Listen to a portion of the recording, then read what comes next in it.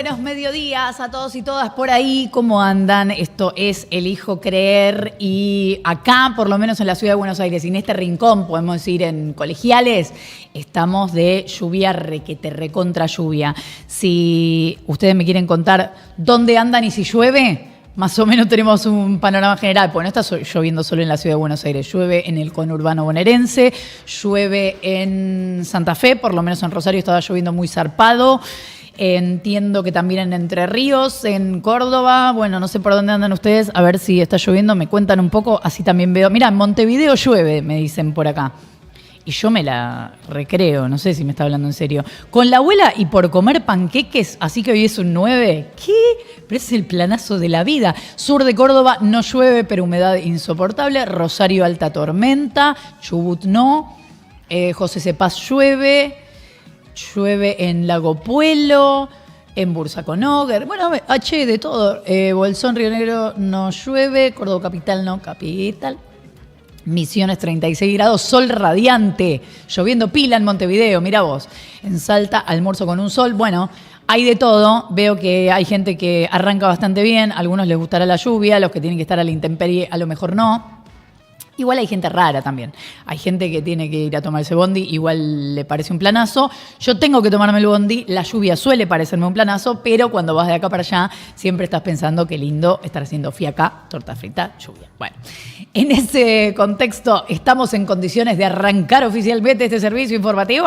¿Sí? Empieza oficialmente Elijo Creer. Yo creo que logré poner la Argentina de pie en condiciones de que empiece a andar. Evidentemente no solo creo en la democracia, sino que le he reclamado a la democracia que reconozca a las víctimas del terrorismo. Yo creo que hay una continuidad del espíritu, o sea, digamos, la separación física no podrá romper jamás mi vínculo con Conan. Elijo Creer, una gota de esperanza en un mar de incertidumbre.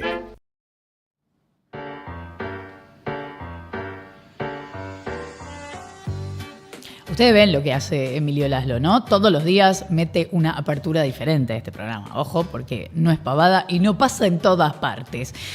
¿Cuál es el centro de la escena hoy? En realidad son varios. Por un lado, uno que viene desde ayer, por no decir que viene todos los días, pues es un trastorno de todos los días, que es la inflación. Bueno, vamos a hablar de la inflación de febrero. Conocimos ayer que fue de 13,2. La interanual alcanzó los 276,2.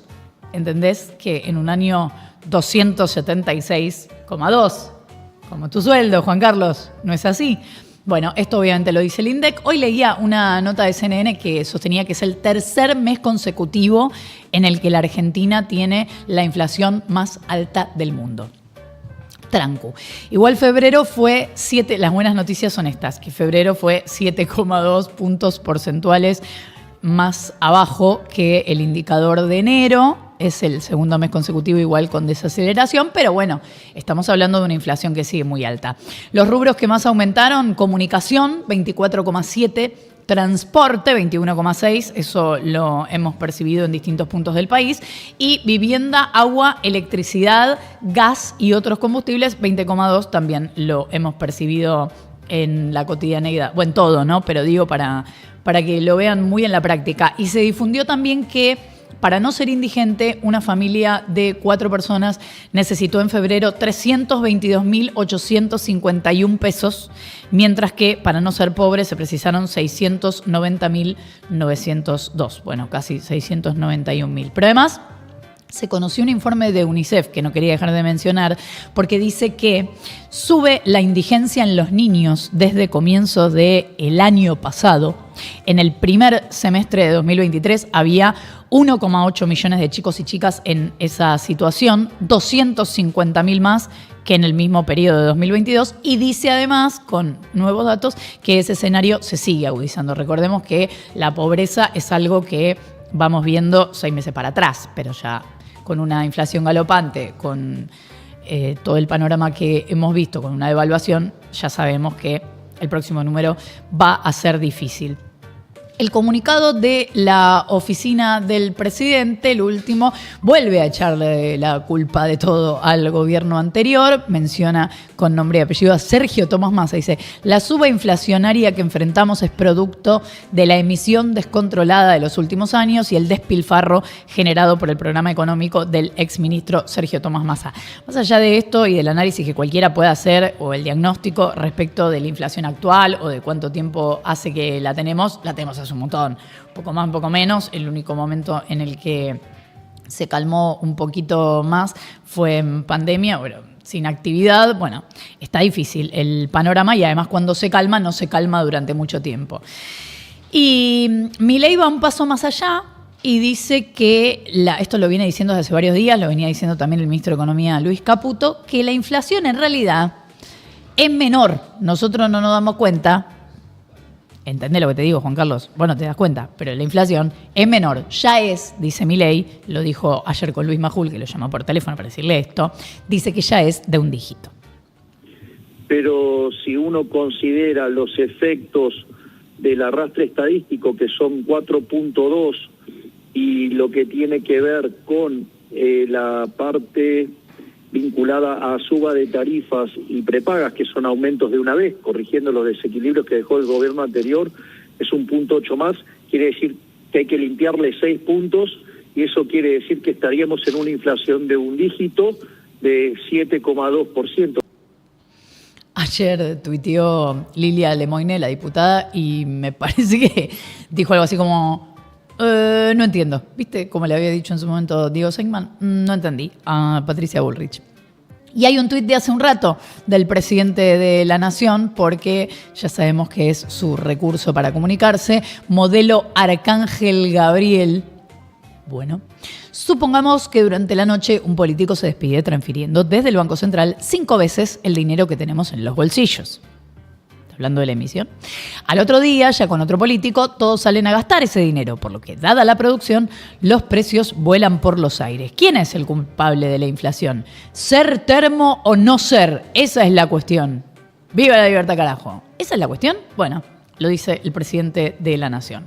Pero hubo otros momentos, grandes momentos de la entrevista que le dio a Luis Majul ayer, en este llamado que le metió, en la radio, en El Observador, y le dijo esto. Déjame entonces que te haga la última pregunta. Cuando vos ves lo que están produciendo las lluvias y las tormentas en el AMBA y en el resto del país, ¿qué reflexión tenés para hacer? El populismo no es gratis. Gracias, presidente, por atendernos. Gracias por el tiempo. Pero lo que está pasando con las lluvias, supongo que estará hablando de inundaciones, ponele. Estará hablando del hombre que en Lanús encontraron fallecido, flotando en la inundación. Está hablando, no sé, ¿cuáles son las consecuencias de la inundación de la que está hablando? Cuando se refiere al populismo, quiero tratar de entender. Habla de la reta, como diciendo hubo populismo, el populismo en la reta. En Lanús estaba Grindetti. O está hablando de provincia de Buenos Aires el gobernador Kicillof, no sé. Bueno, no se entendió, pero Majul, no le repreguntó, le dijo gracias por la entrevista, señor presidente. ¿Por qué se les permitió a las prepagas aumentar tanto durante estos meses? ¿O por qué dejan que aumente libremente y no hay intervención estatal? Le pregunta Chiche Helblum en lo que quizás hasta ahora ha sido la mejor entrevista, o por lo menos la de pregunta y repregunta con el presidente de la Nación, en este caso en Crónica, responde el presidente. Sin entender por qué autorizaron todos esos aumentos. Porque no hay tal cosa como un almuerzo gratis. Si vos si querés podés seguir vendiendo el precio. Mentilo el precio. ¿Sabés qué te va a pasar? Te va a degradar la calidad del servicio. Entonces es mucho mejor que Igual se decayó la calidad del servicio. Bueno, gracias, porque todavía, no cuadra la ecuación del sistema. Ahora, ¿cuál es la alternativa? ¿El sistema público? ¿Te acuerdas? Te cuento, porque en el sistema público el Estado te cuida. Cuando vino el COVID, si hubiéramos hecho las cosas como un país razonablemente mediocre, hubiéramos tenido 30.000 muertos de verdad y tuvimos 130.000. O sea que el Estado presente nos costó la vida de 100.000 seres humanos. Entonces, ahora, no vengamos con... porque acá es, ¿cuál es la alternativa? Yo vengo a proponer alternativas que funcionan, que están basadas en el funcionamiento del sistema de precios. Las otras alternativas no funcionan. Ahora quieren aplicar las que no funcionan. Bueno, hubieran votado a los que nos trajeron este fracaso. Digamos, ¿quieren seguir haciendo lo mismo? Ok, hagan lo mismo. Digamos, vamos a ser la villa miseria más grande del mundo. Es decir, yo vine para cambiar esta realidad. Repite el presidente este concepto que había dicho en la apertura de sesiones del Congreso, 30.000 de verdad. Bueno, no voy a hacer hincapié nuevamente en eso, pero sí quiero hacer hincapié en el número de 30.000, que como pasa con muchas otras cosas que dice el presidente, como por ejemplo que estábamos a una inflación de un ritmo de 15.000, no sé qué número tiró, que no se sabe de dónde sale, que hubiéramos tenido 30.000 muertos tampoco se sabe de dónde sale. Del otro lado, en este rincón, Pablo Moyano, desde la CGT, diciendo que el INDEC está mal. Hace rato está diciendo Pablo Moyano que para él el número de inflación es cualquiera, y esta vez lo dijo en la M750. Y se jactan, ¿no?, de una inflación de 13 y pico por ciento, te vuelvo a decir, totalmente dibujada. Es más. Por supuesto, viven otra realidad, ¿no? No salen a la calle estos tipos, o el día a día, no hablan con trabajadores, no hablan con su familia, no sé de qué realidad que viven estos tipos, ¿no? Hablan de números, de la macroeconomía, y por abajo, bueno, la gente lamentablemente está pasando muchas necesidades. Esa es la mirada de Pablo Moyano, diría que cada vez que sale el número de inflación en esta gestión. Y el ministro de Economía, Luis Caputo, dijo cuál es el plan económico de este gobierno y las perspectivas que él ve para adelante. El objetivo es llegar a a lo que llamamos una competencia de monedas, que en definitiva el objetivo es tratar de bajar la inflación más a nivel de shock. Nosotros no somos, digamos, proclives a pensar en un modelo gradual, en un escenario monetario gradual.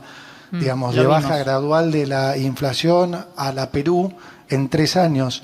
Nos parece que la gente no tiene, digamos, no va a tener tolerancia para una baja del 211 a 175, a 160, a 140.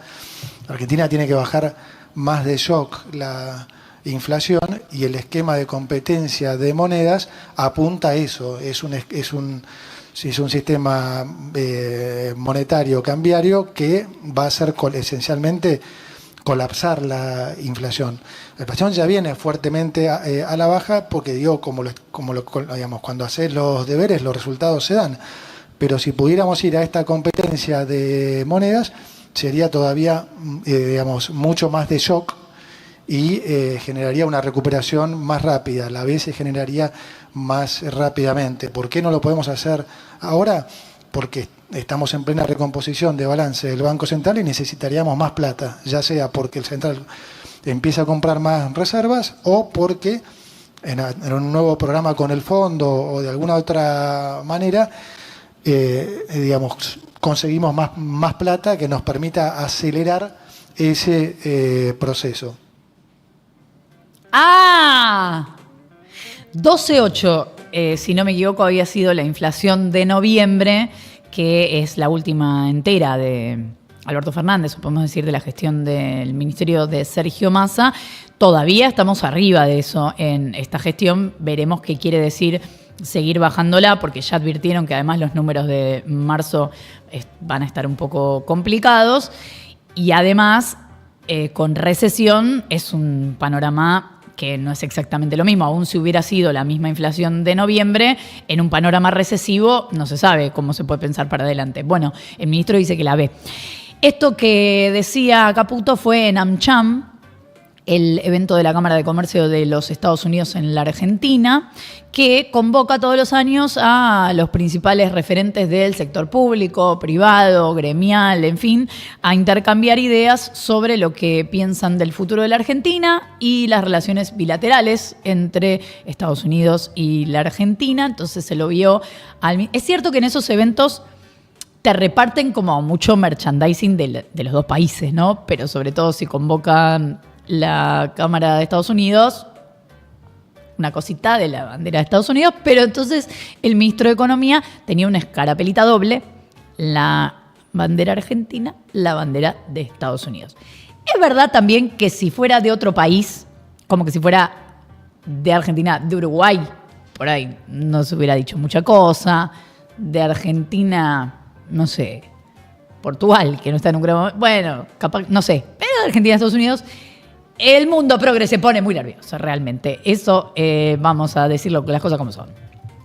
Volveremos a ese encuentro del AmCham porque ha pasado de todo, entre otras cosas una charla muy interesante entre dos gobernadores, una charla que estaban de lo más panchos conversando, pero en este marco y después de la reunión que el ministro de Economía tuvo esta semana, el ministro de Economía estuvo el fin de semana, creo que últimos días de la semana pasada, en República Dominicana, evento, viste que te arman los eventos internacionales en Punta Cana, entonces todo camisita blanca, así. Y volvió y tuvo, apenas regresó, una reunión con los supermercadistas. Y después de esa reunión, el gobierno anunció ayer que flexibiliza las importaciones para productos de la canasta básica y para los medicamentos. ¿Cuál es el argumento que da el gobierno sobre esto? Aumentar la competencia e intentar que baje la inflación. Uno de los puntos del anuncio determina, por ejemplo, la suspensión por 120 días del cobro de IVA adicional y del impuesto a las ganancias a las importaciones de estos productos. Entonces salieron las pymes recalientes y la UIA, la Unión Industrial Argentina, que por primera vez en esta gestión, si mal no recuerdo, se manifiesta públicamente en contra de algo que ha decidido este gobierno. Dice, che, pero esto, ¿cómo los beneficia a los importadores y el resto, qué onda? A los importadores de estos productos, ¿no? Dice, esto es un trato desigual. Entre los principales productos alcanzados por esta medida, banana, papa, café, atún, carne de cerdo, bueno, hay muchos otros, y decía medicamentos.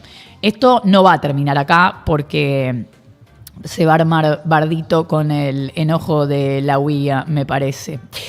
Ahora vamos a profundizar un poquito más en lo que pasó en AmCham, decía, en este evento de la Cámara de Comercio de los Estados Unidos.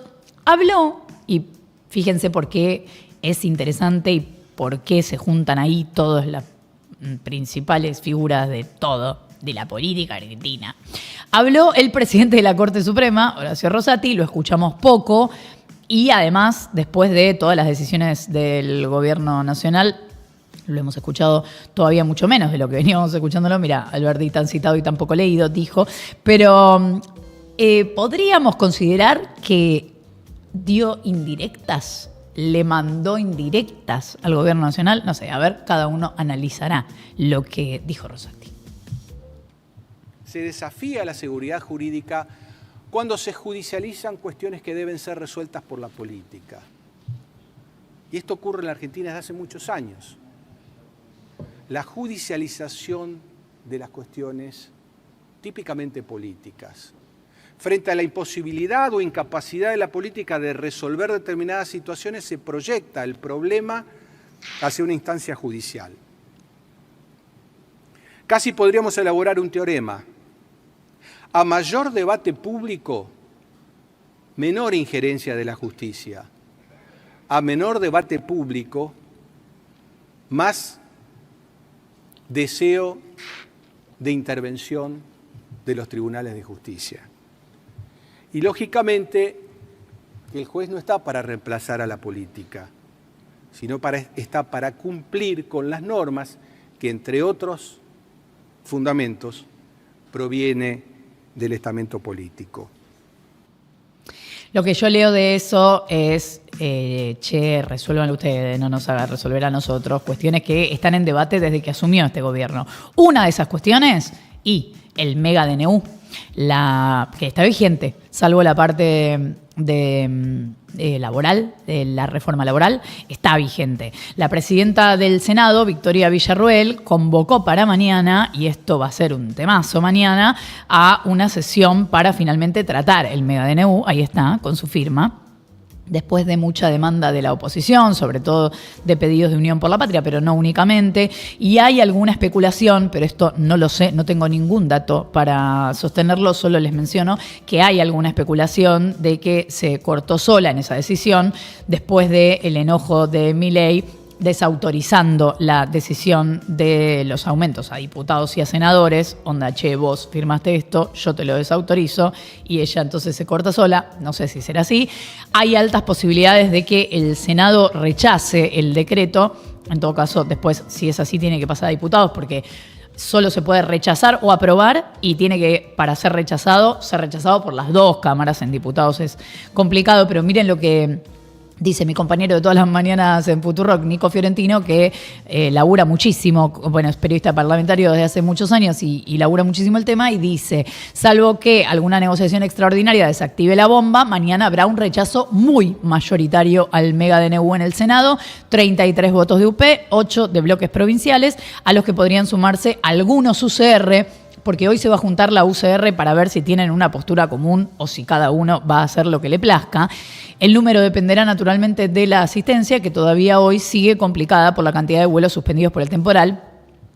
Y como sigue el temporal, sigue habiendo vuelos suspendidos. Por eso se complica también lo de la jornada de hoy. ¿Qué hay hoy? Hay una convocatoria de Hacemos Coalición Federal para que diputados trate el proyecto de la coalición cívica para actualizar la fórmula jubilatoria. ¿Actualizarla de qué modo? Por inflación. Yo les venía diciendo que hay fundamentalmente un debate respecto de esto, porque no hay mucha discusión respecto de si hay que actualizarlo por inflación o no. A lo sumo, cuánto después de la inflación, ¿no? Cuánto más tarde de la inflación de cada mes. Pero el asunto, como pasa siempre, cada vez que se modifica la fórmula jubilatoria, que tiene bastante que ver con los contextos, porque una cosa es modificarla cuando la inflación es muy alta y necesitas equiparar con la inflación, pues si no pierden, y otra cosa es cuando, che, tengo los sueldos re altos, mejor lo equiparo con los sueldos, bueno. Pero la discusión que se arma siempre es, che, una vez que se hace la reforma, en el medio de lo que se pagó la última vez que estaba con la fórmula anterior y la nueva, bueno, no me comas ahí lo que pasó en el mes intermedio. En este caso, el mes intermedio es enero, y en enero hubo 20,6 de inflación. Entonces, si actualizan por inflación a partir de febrero, porque si esto se hace es para empezar a cobrar con suerte en abril, que es el sueldo, la remuneración de marzo para los jubilados. En marzo, el último dato que va a haber para pagar en abril va a ser el de febrero. Pero ¿qué pasa con el de enero? ¿Quién paga la inflación de enero o si se paga? Bueno, y la discusión más grande es, hay algunos proyectos que dicen, bueno, paguemos el 10% más. Y no, pero enero tuvo 20 de inflación.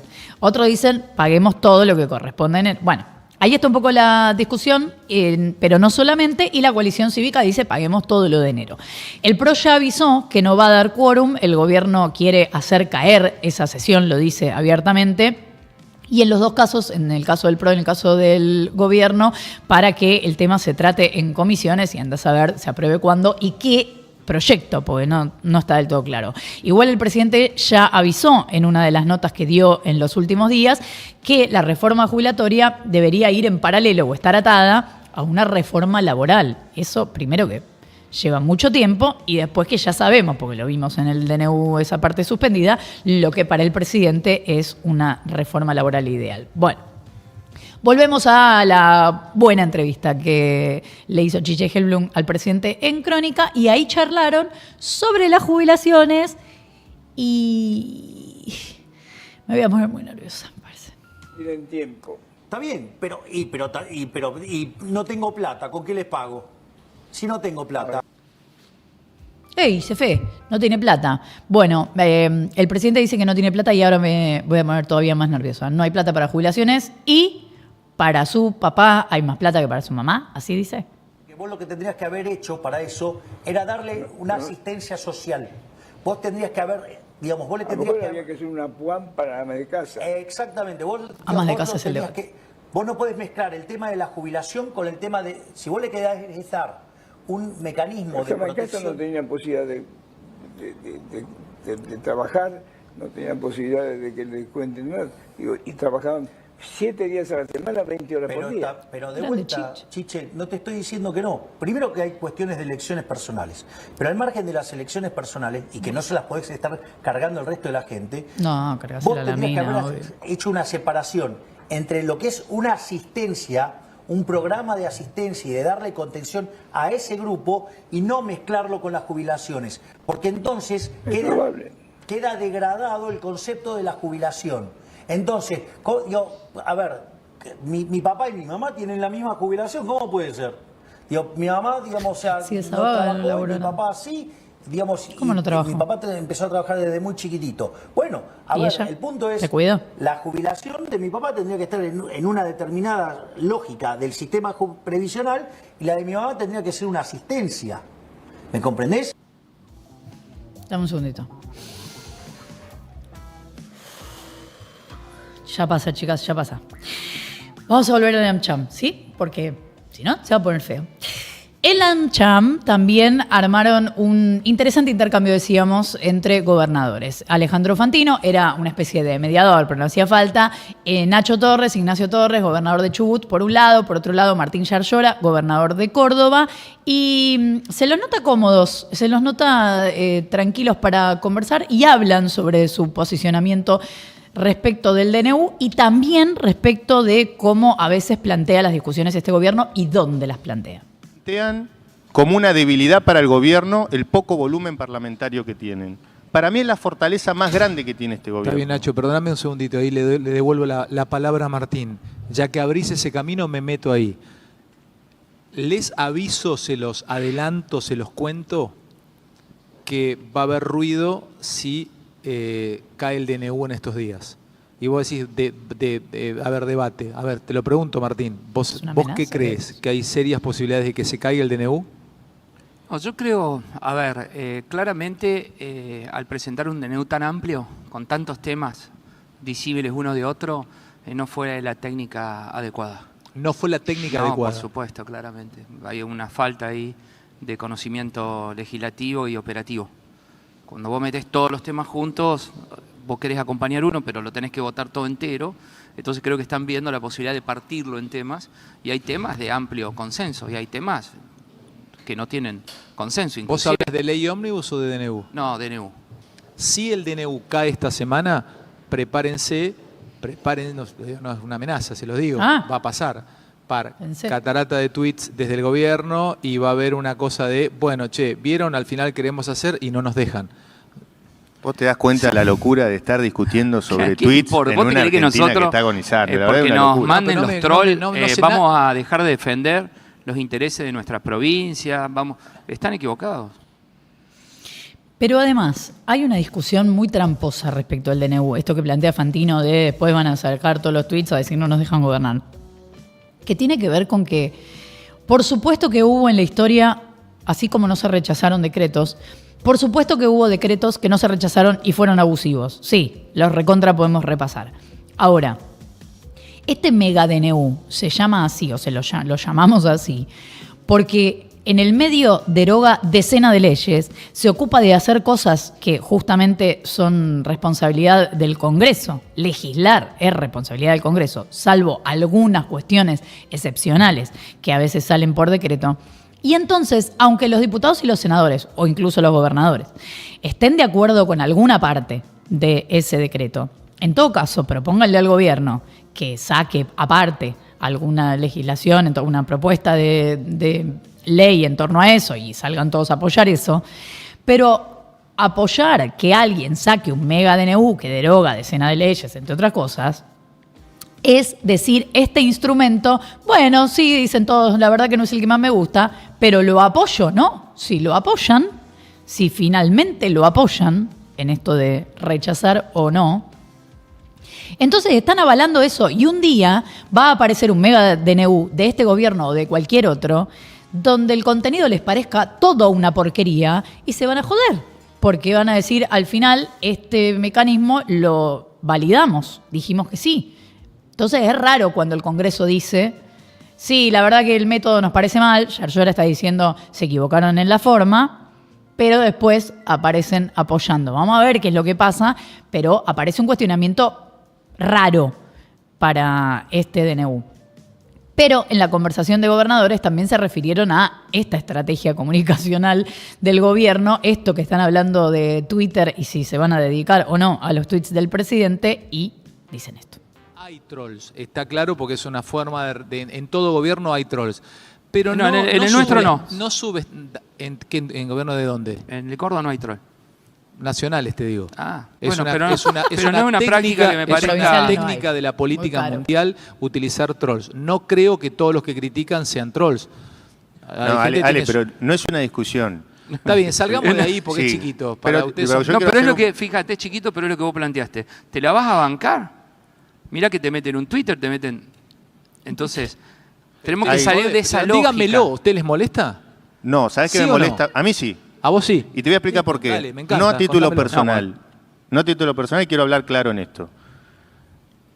Nosotros vimos la trazabilidad que tiene en las redes sociales, que básicamente los más chicos, las nuevas generaciones, están todo el tiempo mirando el celular. Cuando hay una lógica comunicacional que fomenta el racismo, la violencia, la homofobia, la burla, eso es peligroso. A mí en lo personal no me molesta. Me molesta que los más chicos convivan en el día a día naturalizando lo que está mal. Bueno, ahí está el debate. Me gusta porque ellos dicen, no queremos hablar de esto, qué boludez de Twitter, y se instaló. Pero bueno, evidentemente sí es parte de la forma de, por lo menos de comunicar, no sé si de gobernar, pero de comunicar de este poder ejecutivo. Che, la gente que anda por ahí, los gelatiners, ¿cómo están? ¿Mejorando sus puntajes del día? ¿Están con torta frita? ¿Los de la lluvia? ¿En qué andan? Quiero saber, quiero chusmear. Denle like, dicen que hay que decir en el vivo. Denle like. Bueno, ¿qué más? Es lindo Nachito, mando uno. Excelente, ¿no? Siempre estamos hablando de lo que vale la pena. ¿Cómo están esos puntajes? Subo a un 7. ¿Dónde estabas? 6 del 2 al 10, 7, 7, 5. Apuro mate, 10. Desayunando, nada. Chicos, dale. Este país se saca laburando. ¿Cómo desayunando? ¿Qué estamos hablando? ¿Te das cuenta? Así nunca vamos a salir adelante. Sales mucho, 7. Bueno, se aprueba. Con 7 aprobamos. Nos vamos a ir a Rosario, donde también está lloviendo, entre otras cosas que suceden. Los 23 gobernadores y el jefe de gobierno porteño. No sé si ha habido otro pronunciamiento de estas características en los últimos años, me atrevería a decir. Tendríamos que pensar en pandemia, no sé. Los 23 gobernadores y el jefe de gobierno porteño firmaron un mismo documento, un comunicado conjunto, para decir que el narcotráfico es un problema federal, que es un problema de todos, que no le corresponde a una sola jurisdicción, y dice: manifestamos nuestra firme decisión de cooperar activamente con Santa Fe en esta emergencia, y realmente lo firman todos, así que es para resaltar. También lo firma el gobernador de Santa Fe, pero bueno, para mostrar que no es una cuestión de solidaridad, sino que es una cuestión que nos atraviesa a todos. Después de una nueva amenaza que hubo ayer al gobernador de Santa Fe, Maximiliano Puyaro, cerca de uno de los policlínicos de PAMI, también hubo 2 jóvenes detenidos por el crimen del Playero, el último asesinato de los que hubo en estos días, de los 4 que hubo en estos días, y que han despertado toda esta desesperación, todo este miedo, toda esta preocupación. Y todavía los investigadores desconocen, dicen, la identidad del tirador, que se ha visto en algunos videos, el tirador del Playero. Puyaro dijo que no descarta decretar estado de sitio. Lo que decían algunos laburantes es que en la práctica de noche bastante que la calle está vacía. De hecho, recordemos que los últimos días los tacheros habían decidido no salir de noche, los recolectores de basura habían decidido no laburar de noche. Bueno, se pone más peligroso de noche, o por lo menos hay más temor. Y puso también Puyaro sobre la mesa su intención de que el ejército recorra las calles. Ahí es donde el gobierno empieza a pensar algunas ideas del gobierno nacional para plantear en el Congreso, ahora nos vamos a meter ahí, pero pidió Puyaro no quedar atados a debates ideológicos. Hubo Otra denuncia de intimidación la radicaron recolectores de residuos. Dijeron que los amenazaron desde una moto, que los agresores parecían llevar un arma. En realidad son varias las agresiones que se están denunciando y algunas no se difunden porque tienen miedo de que se empiece a replicar esa idea de que en distintos gremios, en distintos sectores, hay miedos por esas amenazas.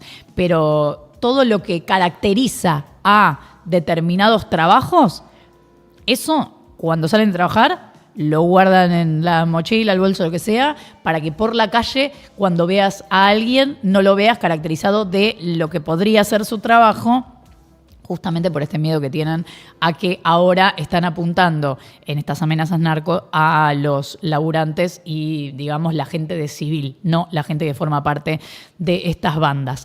Además, varios diputados planean proponer hoy que se trate en el recinto la emergencia en seguridad para toda la provincia de Santa Fe y obviamente los ojos están puestos en lo que ocurre en Rosario.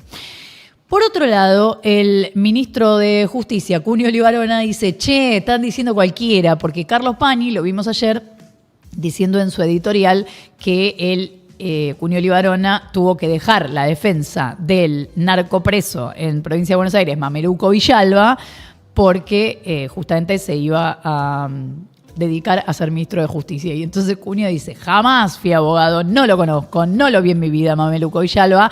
Me informan ahora que quien ejerció su defensa hace muchísimos años atrás, en legítimo ejercicio, el derecho a contar con un abogado defensor, fue mi hermano Matías, y somos independientes. Entonces dice que no chequearon la información, que no chequearon el expediente, que todo eso es falso. Yo solo defiendo fachos, dijo Cunio Libarona, pero eso justo no lo puso en el tuit. En conversación con Romina Mangel en Radio Con Vos, a quien le ha dado un par de notas durante este año, el ministro de Justicia habló. Mariano, contame un poco cómo es esta historia de Mameluco Villalba. Mira, yo a lo largo de mi vida defendí muchísima gente, de Maradona, Carlos Menem, ayudé a De la Rúa, ayudé a Messi, pero hay alguien que nunca conocí, fue a este señor Mameluco Villalba. Mameluco Villalba, me enteré ahora con el diario, que lo defendió hace 15 años en una causa más que a mi hermano, que es absolutamente independiente a mí. Bueno, en eso tiene razón, si no es, no es. Y el presidente adelanta, hablando de estas cuestiones en torno a Santa Fe, a Rosario específicamente, algunas de las reformas que plantean, y una es en el sistema penitenciario. Esto decía en Radio Mitre con Eduardo Feynman. Hay cárceles que están en el medio de la ciudad y que esos terrenos tienen mucho valor en términos de lo que es real estate, ¿sí? No sé cómo hacer bien la traducción al español, o sea, en términos inmobiliarios debería ser. Correcto. Entonces, básicamente, nosotros estamos pensando en vender esas cárceles, porque el valor que tiene es el valor inmobiliario, y con esos fondos construir nuevas cárceles de máxima seguridad y alejadas de la ciudad. Es decir, eso está dentro del programa y además estamos trabajando en incorporar cárceles privadas. Bueno, el gobierno está además planteando un proyecto de ley que parece que se está pensando en el Ministerio de Defensa para modificar la Ley de Seguridad Interior para que las Fuerzas Armadas tengan también intervención en el territorio. Ahí dice Infobae, facultades adicionales, algo que hoy está prohibido, porque tuvimos una dictadura, los antecedentes no son buenos.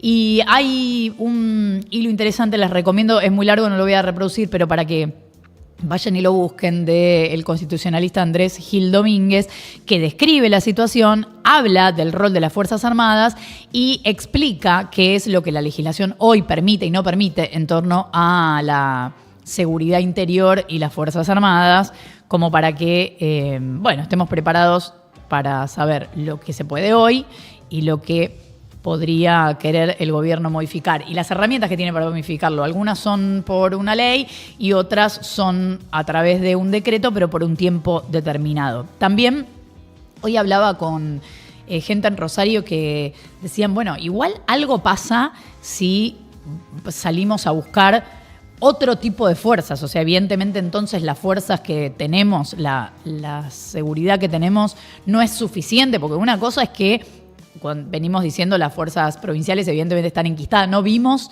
en el último tiempo, así como vemos muchas veces tiroteos en distintos lugares del país, no conocemos muchas anécdotas de, por ejemplo, no sé, tal banda narco se tiroteó con la policía.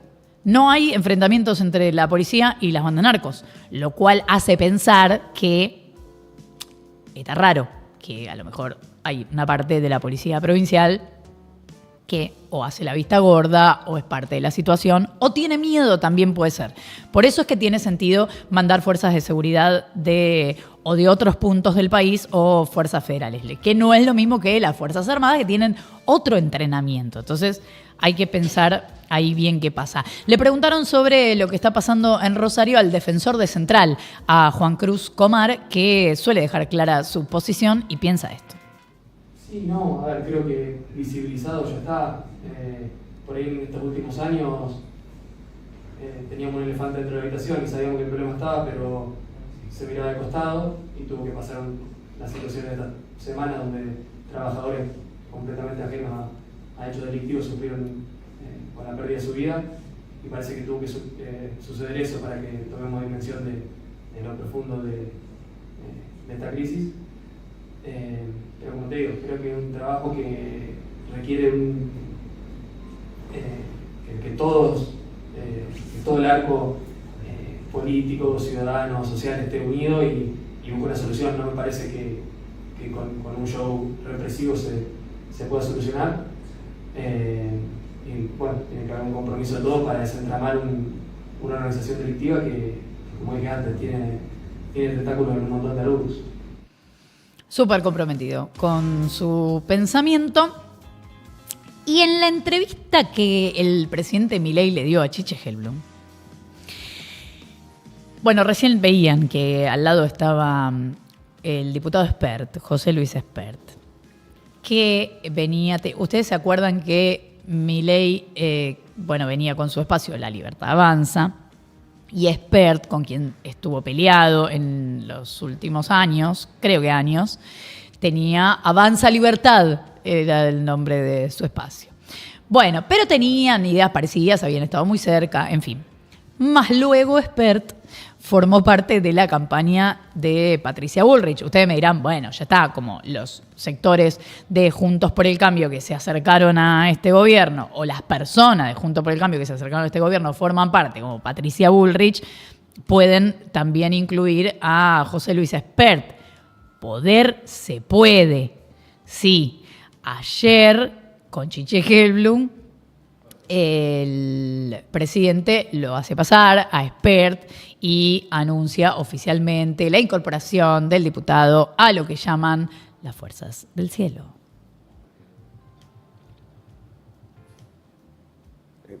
Te voy a dar una primicia. A ver. ¿Puedo hacer pasar al nuevo al nuevo miembro de La Libertad Avanza? ¿Cómo no? Profesor Espert. Hola, Chiche. José Luis, ¿cómo andás? ¿Cómo te va? Muy bien. Sí, hace el sorprendido, Chiche, amo. Sí. Ayer, ¿cómo andás? Avanza.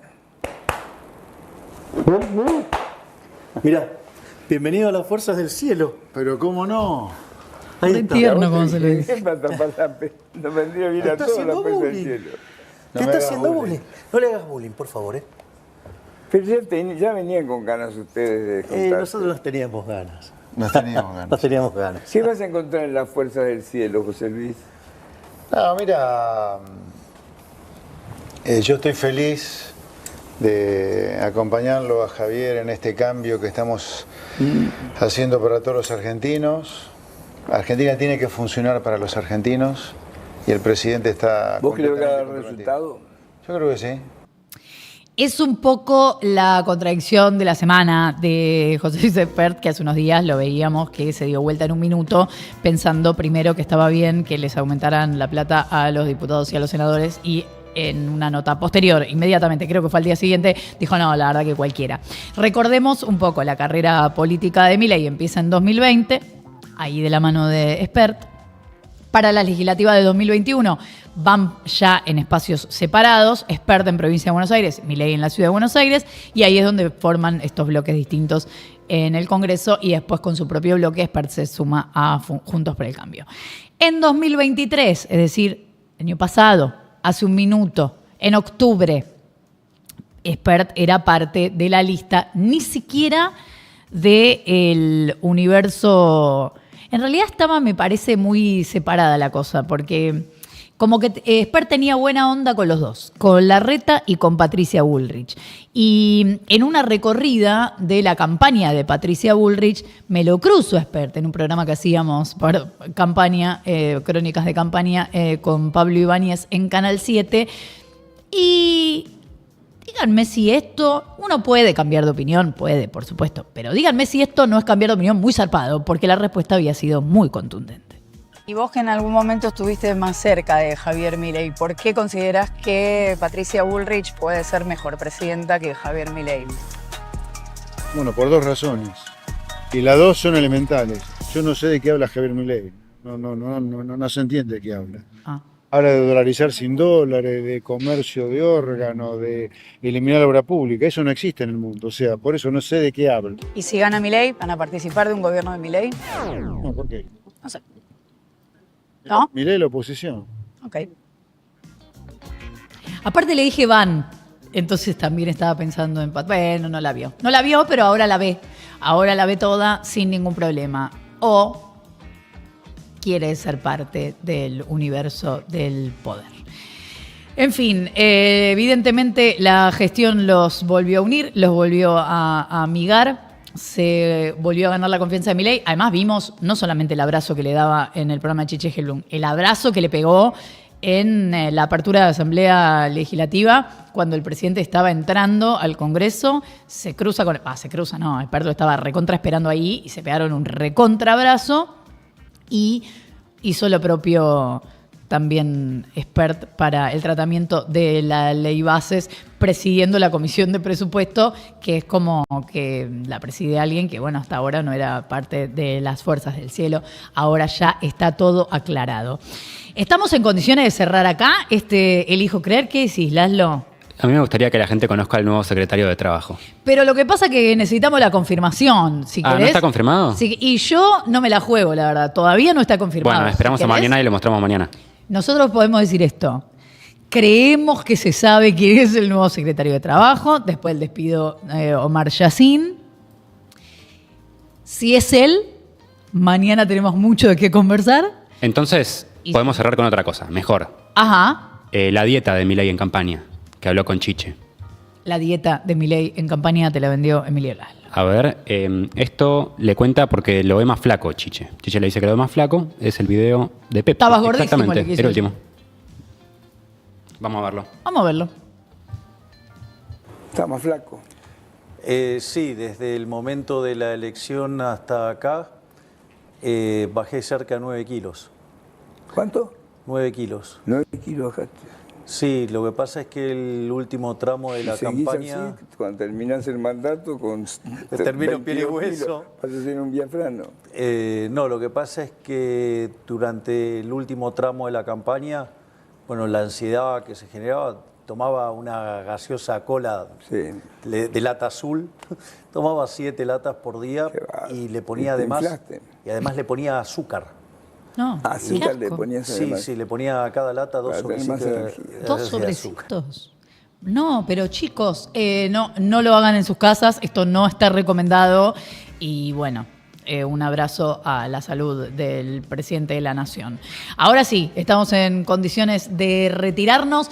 Vayan y recomienden Elijo Creer, que además a lo mejor lo están viendo en vivo, pero si no, avisen a sus seres queridos que lo pueden ver en cualquier momento del día en el canal de Gelatina de YouTube, ahí en Somos Gelatina. Che, gracias por todo, gracias muchísimas, esto fuera de joda, por los mensajes que mandan todos los días, que no paro de recibir puro amor. Para los que miran este espacio, gracias totales. Y para los que no miran y opinan, besito. Hasta mañana. Esto fue Elijo Creer.